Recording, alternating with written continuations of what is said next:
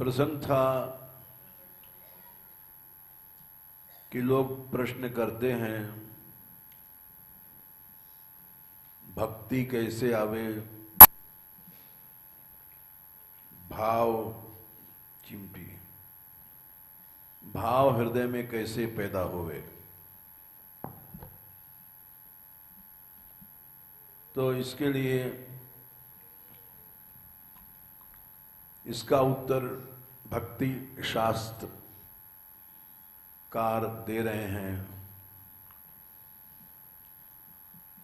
कि भाव है क्या, भाव कब उत्पन्न होता है, कैसे उत्पन्न होता है, इसकी थ्योरी समझ लो, फिर प्रश्न करना नहीं पड़ेगा कभी।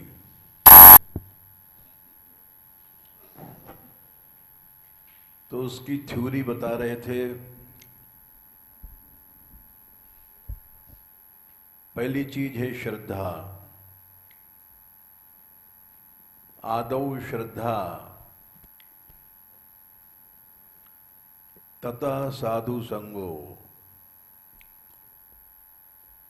दूसरी सीढ़ी है साधु पुरुषों का संग, भक्तों का संग। तीसरी सीढ़ी है साधु संग के बाद भजन की क्रिया सीखना। जब भजन ही नहीं करोगे तो भाव कहां से पैदा हो जाएगा। श्रद्धा ही नहीं है तो भाव कहां से पैदा होगा। साधु संग नहीं है तो भाव कहां से पैदा होगा। भाव कौन सी सीढ़ी है ये समझो। भक्ति के जो सीढ़ियां हैं, पहली सीढ़ी के बाद दूसरी सीढ़ी, दूसरी के बाद तीसरी सीढ़ी, तीसरी के बाद चौथी सीढ़ी, चौथी के बाद पांचवी सीढ़ी, पांचवी के बाद छठवीं, छठवीं के बाद सातवीं, सातवीं के बाद आठवीं, आठवीं के बाद नौवीं। 9 सीढ़ियां भगवान के प्रेम की प्राप्ति के लिए बताई गई हैं। ऐसी कोई सीढ़ी नहीं है जो लॉन्ग जंप मार करके सीधे 9वीं सीढ़ी पर पहुंच जाए। भगवत कृपा से तो सब संभव है, लेकिन साधारण लोगों के लिए वो संभव नहीं है। भगवान की कृपा से तो सीधे मनुष्य 9वीं सीढ़ी के बाद भगवत प्राप्ति कर सकता है।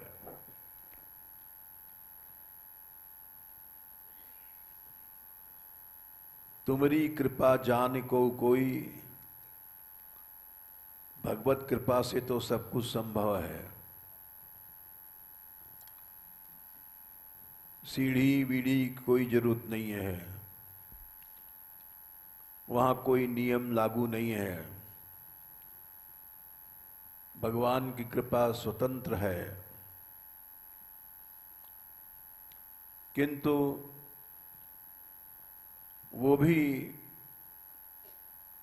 महात्मा लोग कहते हैं, वो भी सापेक्ष है। कृपा भी निरपेक्ष नहीं है। इसका प्रमाण वेद से देते हैं। यमे वैष वृणुते तेन लभ्यस तस्यैषात्मा विवृणुते तनुं स्वाम। इस श्रुति के ऊपर बहुत बड़ा विवाद है। रामानुजाचार्य का मत अलग है, शंकराचार्य का मत अलग है। यमैवेश वृणुते तेन लभ्यस, ये श्रुति है कठवल्ली की, कठोपनिषद की। इसको सभी ने स्वीकार किया है, चाहे वो अद्वैतवादी है, चाहे वैष्णव है, सभी आचार्यों ने इसको माना है। इसका सामान्य अर्थ समझ लो। भगवान कैसे मिलते हैं, तो उसका उत्तर देते हैं यम एव एष वृणुते। यम माने जिस व्यक्ति को, जीव को, वस्तु को भगवान वर्ण कर लेते हैं, यम एव एष वृणुते, वही वस्तु, वही जीव, वही परिस्थिति भगवान को पा सकती है। यम एव एष वृणुते तेन लभ्यः, उसी से ये परमात्मा लभ्य माने प्राप्य है। फिर उसने जब प्राप्त किया, तस्यैष आत्मा, तो उसी को ये आत्मा विवृणुते, अपने को खोल देती है। तनुं स्वाम, अपने शरीर को, अपने स्वरूप को खोल देती है। इसका अर्थ किया है आचार्यों ने। स्त्रीलिंग क्यों दिया? तनु स्त्रीलिंग है। स्त्रीलिंग इसलिए दिया है, जैसे कोई सती स्त्री अपनी इच्छा से अपने पुरुष को शरीर दिखाती है, नहीं दिखाती तो कोई उसको देख नहीं सकता है। वो सती है, वो जला देगी। उदाहरण देते हैं नल दमयंती का। दमयंती को राजा नल छोड़ गए थे कि हमारे कारण क्यों बन बन भटके, अपने पीहर चली जाए। जंगल में छोड़ के चले गए। दमयंती अनिंद्य सुंदरी थी। देवता भी उसकी स्पृहा करते थे। कुछ लोग कहते हैं कि मनुष्य लोकों में इसका कैसे संभव है। उसका उत्तर यह है कि मनुष्य लोक में भी देवताओं से ज्यादा भोग मिल सकता है। स्वर्ग जाने की जरूरत नहीं है। देवता भी जिस भोग को तरसते हैं वो मनुष्य लोक में प्राप्य है, क्योंकि ये कर्म भूमि है। कर्म प्रधान विश्व करि राखा, जो जस करे सो तस फल चाखा। यदि आपके कर्म देवताओं से अधिक हैं सुंदर, तो देवता भी जिस भोग को चाहते हैं उससे भी अधिक आपको मिल सकता है और मिला है। जैसे कि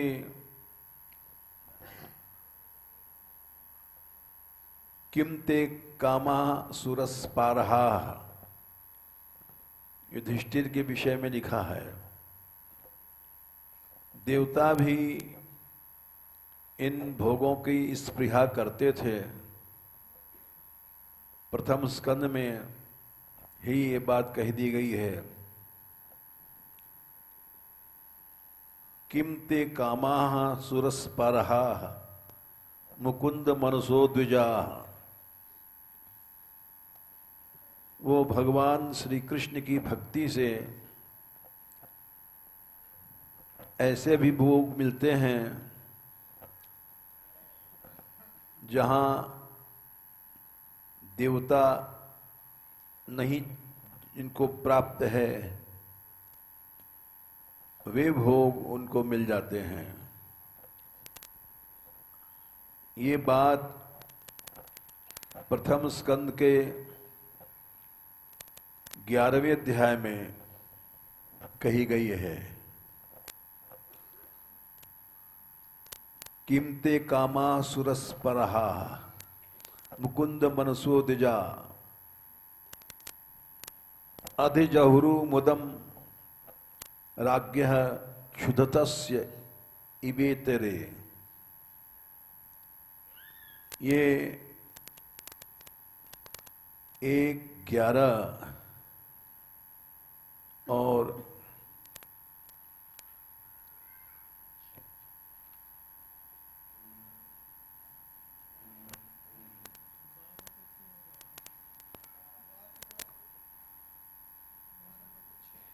अच्छा 12/6 1:11 12/6 ये प्रमाण है। मरने के बाद स्वर्ग मिलेगा वो तो सकामियों के लिए है। भगवान की भक्ति में वो सामर्थ्य है कि देवताओं से ज्यादा भोग यही दे सकती है। भक्ति स्वतंत्र सकल सुख खानी। सकल सुख में ब्रह्मलोक तक के सुख आते हैं। भक्ति स्वतंत्र सकल सुख खानी, बिनु सत्संग न पावहि प्राणी। वो भक्ति कैसे मिलती? सत्संग से। तो इसलिए उपनिषदों में भी प्रमाण है, श्रोत्रियस्य च अकाम हतस्य। जो भक्त है अकाम हत, जिसमें कामनाएं नहीं हैं, वो यहीं पर चक्रवर्ती सम्राट का सुख उसको मिल सकता है। ये उपनिषदों का प्रमाण है। आनंद मीमांसा एक अध्याय है श्रुतियों में। 100 मनुष्य के बराबर एक जो मनुष्य सुकृति है, पूर्ण आयुष जिसको प्राप्त है, वो उसको मिलता है। 100 मनुष्यों का सुख बराबर एक चक्रवर्ती सम्राट को सुख है। वो भी उसी को मिलता है जो अकाम हत है। चक्रवर्ती सम्राट बनने की जरूरत नहीं है, अकाम हत बन जाओ, राजा से ज्यादा सुख तुमको मिलेगा। भगवान ने भी गीता में कई जगह कहा है, तुम सारी सृष्टि को जीत सकते हो, जरूरत नहीं है अश्वमेध यज्ञ की। 5/19 इहैव जयी तैर्जितः सर्गो येषां साम्ये स्थितं मनः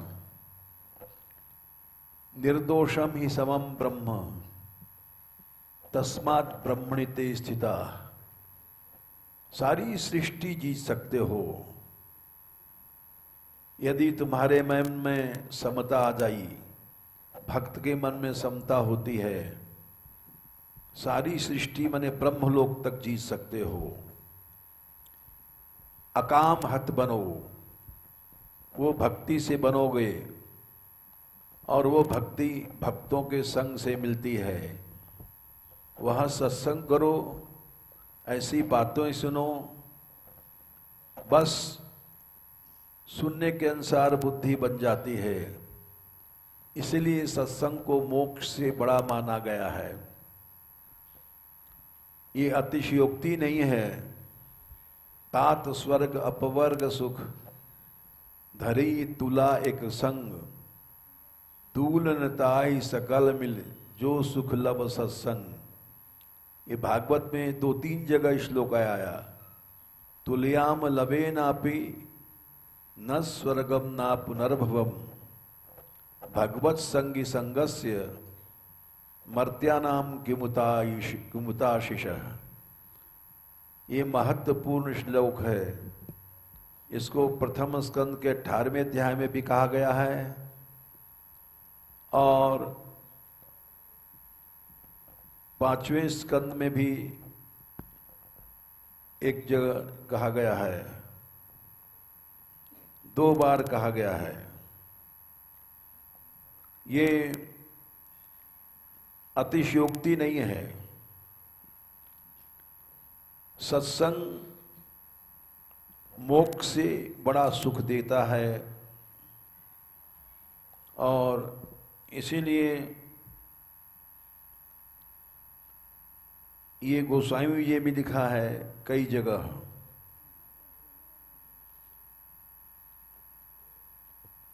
तो हम ये कह रहे थे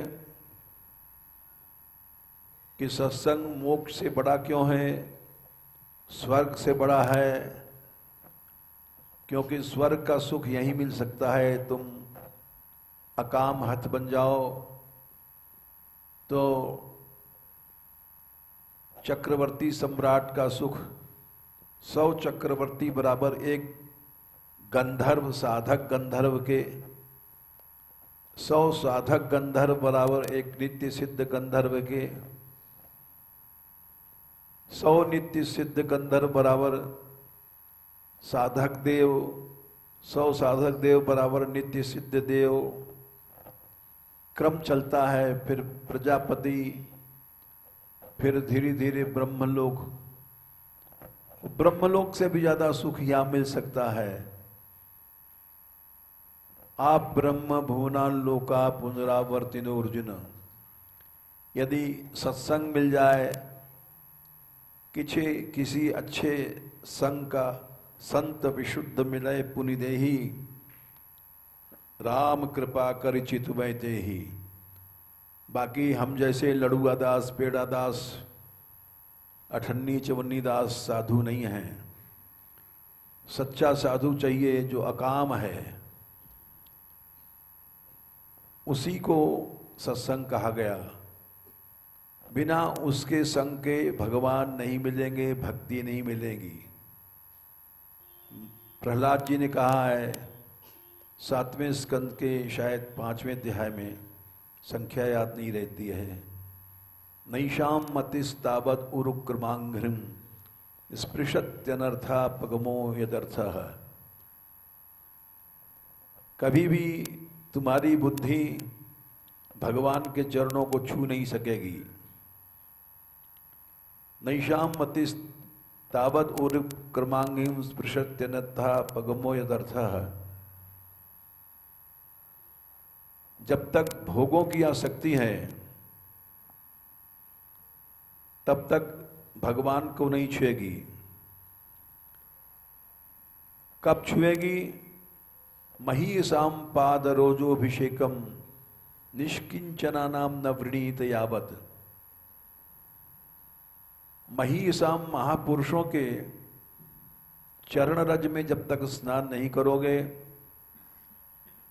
तब तक कभी भी तुम्हारी बुद्धि भगवान में नहीं लगेगी। कैसे महापुरुष? निष्किंचन होने चाहिए। ऐसा नहीं कि हम तुमसे पैसा चाहते हैं और महापुरुष बन गए। निष्किंचन, क्योंकि वो उसका मन भगवान का घर होता है। जाई न चाही कबहू कछु, तुम सन सहज स्नेह, बसहु निरंतर दास उर, सो राउर निज गेह। भगवान का निज घर है वो संत जिसको कुछ नहीं चाहिए, जिसको पैसा चाहिए, वैभव चाहिए, यश चाहिए, नाम चाहिए, प्रतिष्ठा चाहिए, उसका हृदय भगवान का मंदिर नहीं है। वो तो एक शॉप है, दुकानदारी है, वणिक है। प्रहलाद जी ने कहा कि ऐसे साधु हम जैसे लोग बनिया हैं और ऐसे लोगों की परीक्षा के लिए भगवान आशासानो न वै भृत्या स्वामिन्याशिषि आत्मनः, वो बातें ऊंची करता है लेकिन है बणिक बनिया। न स भृत्या स वै बणिक। ऊंची बात बनाने वाले हम लोग साधु नहीं हैं, हम लोग बनिया हैं। बनिया ऊंची बात बनाता है। ऐसा माल तुमको कहीं नहीं मिलेगा जो हमारी दुकान पर है। ये बात दुकानदार नहीं कहेगा तो दुकान नहीं चलेगी। लेकिन प्रहलाद जी कहते हैं वस्तुतः भृत्य वही है जिसके अंदर कोई कामना नहीं है, न सम्मान की, न मान की, न पैसे की, न देने की। आशा सानो न वै भृत्य, उदास नहीं है, बातें बना रहा है, केवल बनिया है। तो इसलिए ऐसे संतों का की शरणागति मिल जाए तो भगवत प्राप्ति बड़ी आसान है।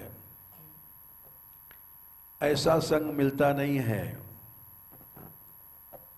क्योंकि दुनिया में दुकानें ज्यादा खुली हुई हैं, बड़ी बुद्धि ज्यादा है लोगों में। यदि ऐसा संग मिल जाए तो स्वर्ग तो क्या ब्रह्मलोक भी कुछ नहीं उसके सामने। यही बात उपनिषदों में बताई गई। तो इसीलिए सत्संग की ऐसी महिमा है कि सत्संग से ही आसक्ति मिटती है, अपने साधन से नहीं मिलती।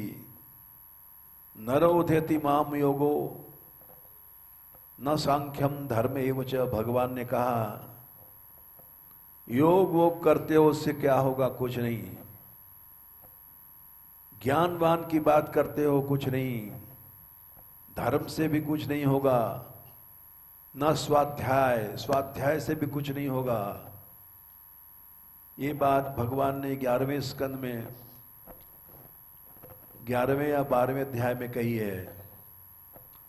कुछ नहीं होगा, स्वाध्याय से भी कुछ नहीं होगा, तपस्या से भी नहीं होगा, बोले हम त्यागी हैं, किसी से कुछ नहीं लेते। बोले इससे भी कुछ नहीं होगा। स्वाध्याय तपस्त्याग्यो निष्ठा पूर्तम न दक्षिणा। हमने इतना कुआं बनवाया, धर्मशाला बनाया, इतना दान दिया, बोले इससे भी कुछ नहीं होगा। आपूर्ति इतने यज्ञ आदि से भी नहीं को होगा। दक्षिणा हमने इतनी बांटी, इतना पैसा दिया, उससे भी कुछ नहीं होगा। और व्रतान यज्ञश्छन्दांसी, हम इतना व्रत रखते हैं, बोले इससे भी कुछ नहीं होगा, यज्ञ से भी नहीं होगा। तीर्थानि, इतने तीर्थ किया, इससे भी कुछ नहीं होगा। नियम संयम से भी कुछ नहीं होगा, ब्रह्मचर्य आदि। जथा सत्संग, सत्पुरुषों के संग से ही होता है। कैसा संग? सर्वसंगापहो ही माम, जिसके पास जाने से आसक्तियां मिट जाएं, उसका नाम है सत्संग। और आसक्तियां बढ़ गई तो वो सत्संग नहीं है। हमने बड़े नामी गुरु से जाकर के दीक्षा लिया और उनकी रहनी राजस है, तो हम चेला भी सोचते हैं हमारे पास भी गाड़ी होनी चाहिए, हमारा भी प्रभाव होना चाहिए, हमारी भी एसी होनी चाहिए। ये सब बातें वासना पैदा कर देती हैं। इसलिए ऐसा संग किया जाए जिससे आसक्तियां मिट जाएं, उसका नाम है सत्संग। वहां जाने पर निश्चित भक्ति प्राप्त होती है और सब कुछ मिलता है। तो हम ये उपनिषद का मंत्र बता रहे थे कि जैसे स्त्री, सती स्त्री अपने शरीर को दिखा सकती है, शक्ति से नहीं देख सकते, तुम जल जाओगे। राजा नल का उदाहरण दे रहे थे। दमयंती इतनी सुंदर थी कि देवता भी चाहते थे। उसके स्वयंवर में देवता आए थे, लेकिन वो सती थी। देवताओं ने उसके पति जैसा रूप बना लिया और दमयंती स्वयंवर में चली तो देखा 3 राजा खड़े हैं नल की तरह। उसने सोचा इसमें कौन सा राजा वास्तविक नल है। तब वो मन में स्तुति करने लग गई भगवान की या देवों की। तब उसको वास्तविक नल का ज्ञान हुआ। उसने नल के गले में माला डाल दिया। इससे देवता नाराज हो गए और शाप दे दिया राजा नल राज्य से हीन हो जाए। राजा नल अपने भाई से राज हार गया द्यूत क्रीड़ा में और सब कुछ हार गया। जंगल को चला गया, दमयंती साथ गई। वहां बड़े बड़े कष्ट सहे। भूख लगी थी तो पक्षी दिखाई पड़े, कपड़ों से ढक दिया पक्षी पकड़ने के लिए। पक्षी उड़ गए, कपड़ा भी लेके चले गए। बहुत बहुत कष्ट आए। खूंटी राजा नल का हार निगल ले गई। कुछ पैसा नहीं, धेला नहीं। आखिर में उन्होंने सोचा कि हमारे साथ दमयंती कष्ट पा रही है, इसको छोड़ दें हम। तो रात को सोते समय सती दमयंती को छोड़ के राजा नल भाग गया तो दमयंती जब उठी सवेरे, नल को न देख करके विलाप करने लगी। उसका विरह प्रसिद्ध है, गर्ग संहिता तब में उसकी प्रशंसा की गई है।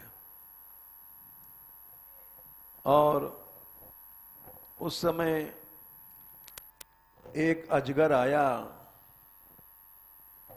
अजगर निगल जाता है आदमी को अपने सांस के साथ। जैसे ही उसने मुंह फाड़ा, दमयंती चिल्लाई, तब तक एक बहेलिया व्याधा जो दमयंती के रूप पर आसक्त था, वो आया और तलवार लेकर के उस अजगर का सिर काट दिया जब वो निगलने वाला था। दमयंती बच गई, लेकिन अजगर से तो बच गई, व्याधा से घिर गई। व्याध ने कहा, हमने तुम्हारे जीवन की रक्षा किया है और हम तुम्हारे शरीर का प्रेम चाहते हैं। दमयंती ने कहा, ऐसा तुम नहीं करो, क्योंकि हम कृतज्ञ हैं, तुमने हमारे जीवन की रक्षा किया है, नहीं तो तुम हानि उठा जाओगे। मैं अपना सतीत्व नहीं छोड़ सकती, चाहे प्राण छोड़ दूं। व्याधा जबरदस्ती बढ़ा, दमयंती ने शाप दिया, वो भस्म हो गया, वहीं जल गया। ये कथा हमने इसलिए सुनाई कि इस मंत्र की टीका में लिखा है आचार्यों में कि परमेश्वर की प्राप्ति शक्ति से नहीं हो सकती है। नायम आत्मा प्रवचनेन लभ्यः, ये ईश्वर की प्राप्ति प्रवचन से भी नहीं हो सकती है।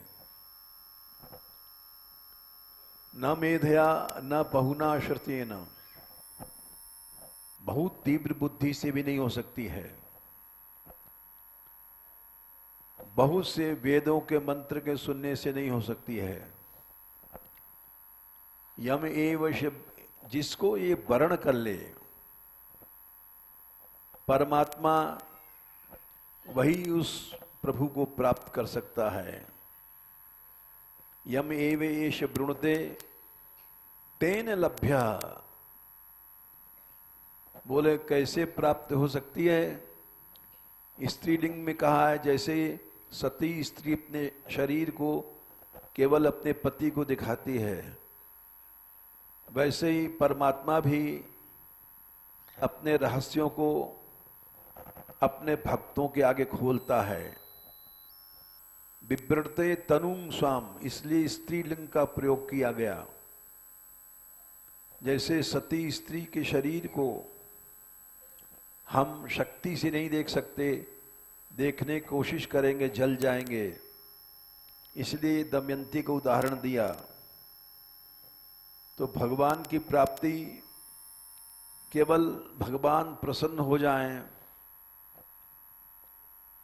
तो वो तुमको अपना शरीर दिखा सकते हैं। तो आचार्यों लिखा है कि वो अपना सब कुछ दिखा देते हैं, अपने गुप्त लीलाएं भी दिखा देते हैं।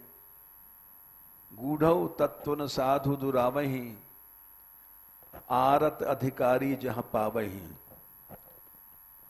इसलिए किसी सच्चे भक्त की शरण में जाओ और वहां जल्दी सी तुमको प्राप्ति हो जाएगी।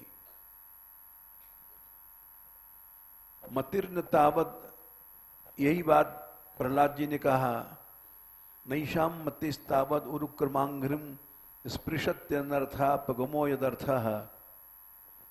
महीयसाम पाद रजोभिषेकम निष्किंचना नाम न वृणीत यावत। कैसे महापुरुषों में लडुआ दास, पेड़ा दास, अठन्नी दास, चबन्नी दास नहीं, जो निष्किंचन हैं, जिनको कुछ नहीं चाहिए। जैसे नारद जी की उपमा दी गई है, गुरु नारद सो होय अकिंचन परोपकारी। प्रहलाद को, ध्रुव को ज्ञान दिया, फिर कभी भी दंडवत की भी इच्छा नहीं किया कि शिष्य हमको हमारी दंडवत करेगा, सम्मान करेगा। अकिंचन हो, उपकारी हो, ऐसा गुरु होना चाहिए। संकीर्ण बुद्धि का न हो, मेरा तेरा वाला न हो। जो स्वयं अविद्या से ग्रसित है वो क्या तुमको मुक्त करेगा। तो इसके बाद सब कुछ मिल जाएगा। स्वर्ग का भी सुख तुमको, हमने भी प्रमाण दिया, यही मिल जाएगा। देवता भी जिस को तरसते हैं वो तुमको यही मिल जाएगा। स्वर्ग का सुख भी यही मिलेगा। ये सब अतिशयोक्ति नहीं है। तात स्वर्ग अपवर्ग सुख, मोक्ष भी यही मिल जाएगा।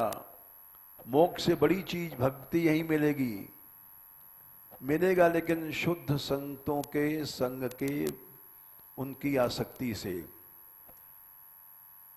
तो आदौ श्रद्धा, पहली चीज श्रद्धा होनी चाहिए। दूसरी सीढ़ी साधु संग। साधु संग माने निष्किंचन भक्त का संग। तीसरी सीढ़ी है भजन क्रिया। भजन सीखना पड़ेगा। जैसी प्रकृति है वैसे ही गुरुदेव साधना बताते हैं। चौथी सीढ़ी है, जब भजन करोगे, अभी भाव नहीं आया, अभी तो अनर्थ आएंगे। जब भजन करने चलोगे तो अनर्थों की टक्कर होगी। अनर्थ क्या है? सबसे बड़ा अनर्थ है काम। भगवान ने गीता में कहा सबसे बड़ा शत्रु है काम। अथ के न प्रयुक्तोयम पापम चरति पुरुषः। अर्जुन ने पूछा तीसरे अध्याय में 36वां श्लोक है शायद, कि महाराज एक बात बताइए, मनुष्य पाप क्यों करता है? अनिच्छन्नपि, सब जानते हैं पाप से नुकसान होता है। वेश्याएं तक जानती हैं कि भोग से सौंदर्य का नाश होता है। हर मनुष्य जानता है। और किंतु फिर भी भोग में ही लगता है, पाप में ही लगता है। क्यों? अनिच्छन्नपि, कोई भी मनुष्य शक्तिहीन नहीं बनना चाहता, लेकिन ऐसा लगता है बलाद इव विनियोजितः, गर्दन पकड़ करके कोई भोग कराता है या वासनाओं को पैदा कर रहा है या कामना पैदा कर रहा है। तो कौन है? भगवान ने कहा 3/37, काम एष क्रोध एष रजोगुण समुद्भवः। ये काम ही क्रोध बनता है, राग ही द्वेष बनता है। दोनों रजोगुण से पैदा हुए हैं। यही महापापी हैं। महाशनो, महाशन कहते हैं इनका पेट नहीं भरता है, महापापी हैं। यही एकमात्र शत्रु है जीव का, भगवान से अलग करने वाला है। तो थोड़े में बता रहे हैं, अनर्थ मूल में काम ही अनर्थ है, सबसे बड़ा कषाय है। सनकादिक ने 22वें अध्याय 4थे स्कंद में कहा है कि रतिर्दुरापा विधनोति नैष्ठिकी कामम कषायम मलमंतरात्मनः। राजा पृथु को भगवान को उपदेश दिया है कि सबसे बड़ा कषाय अनर्थ काम है। जब भगवत प्रेम आता है तो वो इस काम को नष्ट कर देता है। ये अंतरात्मा का सबसे बड़ा मल है। तो चौथी सीढ़ी है अनर्थ निवृत्ति, तीसरी सीढ़ी है भजन क्रिया, चौथी सीढ़ी अनर्थ निवृत्ति। ये सब अनर्थ चले जाते हैं। तो पांचवी सीढ़ी है निष्ठा। निष्ठा क्या है? निःशेषेण तिष्ठति, गड़ गया खूंटा उखड़ेगा नहीं, अब वो गिरेगा नहीं। क्यों? अनर्थ चले गए सब, तो निष्ठा हो गई। चौथी सीढ़ी पार करना कठिन है, क्योंकि अनंत संस्कार हैं, वासनाएं हैं। चौथी सीढ़ी पार नहीं होती है, इसी में लोग लड़खड़ा जाते हैं, वासनाएं कहीं नहीं की गिरा देती हैं। एक कंचन एक कामनी, दुर्गम घाटी दोए, धन की इच्छा, प्रतिष्ठा की इच्छा, ये इच्छाएं कभी नष्ट नहीं होती हैं। अनर्थ के बाद पांचवी सीढ़ी निष्ठा जब आ गई तो छठवीं सीढ़ी है रुचि। अब जो लड्डू पेड़ा में रुचि थी हमारी, वो हट करके निष्ठा होने के कारण भगवान में रुचि हो गई। जहां रुचि हो जाती है तो वहां आसक्ति हो जाती है। सातवीं सीढ़ी है आसक्ति। मन चिपक गया, क्योंकि रुचि आ गई। अब उसकी रुचि लड्डू में नहीं जाएगी, अब उसकी रुचि भोग में नहीं जाएगी, अब उसकी रुचि पैसे में नहीं जाएगी, कहीं नहीं जाएगी।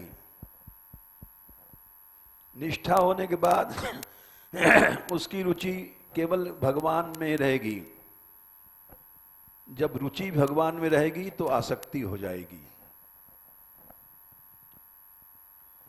आसक्ति हो गई तो वहां ही भाव पैदा हो जाएगा। अब भाव आएगा। एक उदाहरण दे रहे हैं कि एक गोविंद स्वामी एक सखा हुए हैं, अष्ट छाप के कवि में। तो वो उन्होंने अपने घर उनको निमंत्रण दिया उनके गुरु गोसाई जी के साथ। एक बहुत बड़े सेठ ने, धनिक था, गोसाई जी के साथ वो भी गए। वहां सोने की थाल में तमाम अशर्फियां भेंट किया उसने गुरुदेव गोसाई जी को। और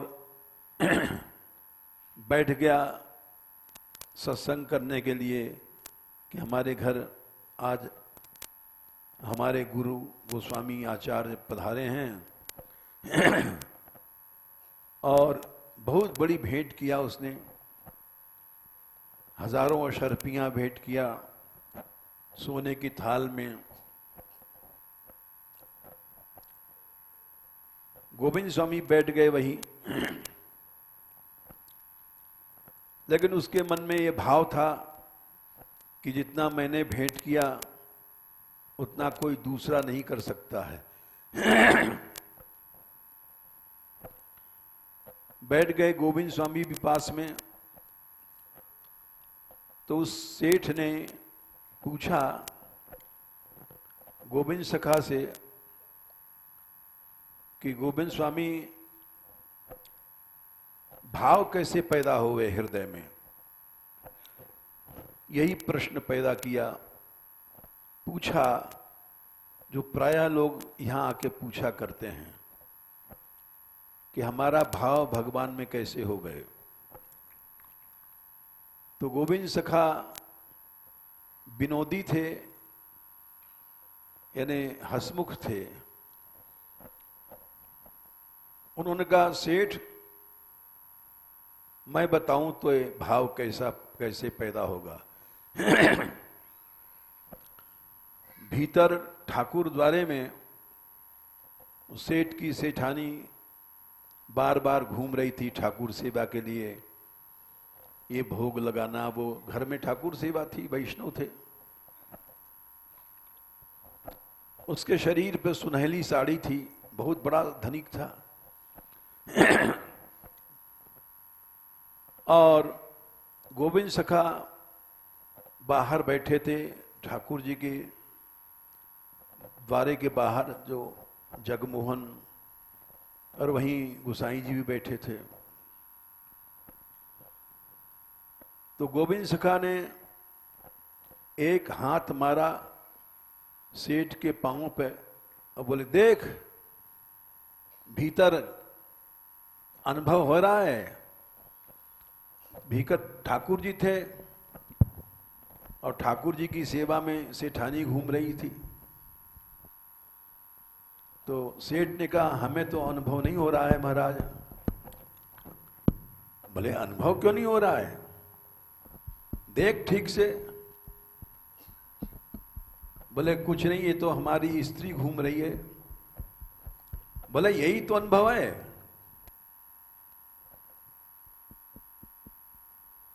क्या झमाझम घूम रही है? बोले, महाराज ये तो स्त्री है एक साधारण।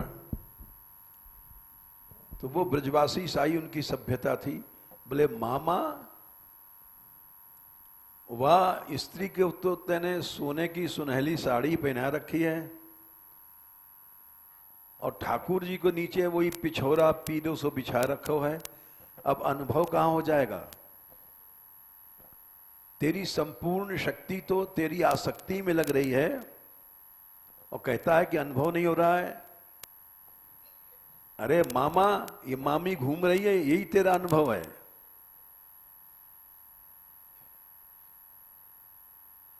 तो चुप हो गया। हमारी संपूर्ण शक्तियां जहां हमारी रुचि है हम वहीं खर्च करते हैं, वहीं पर लगा देते हैं।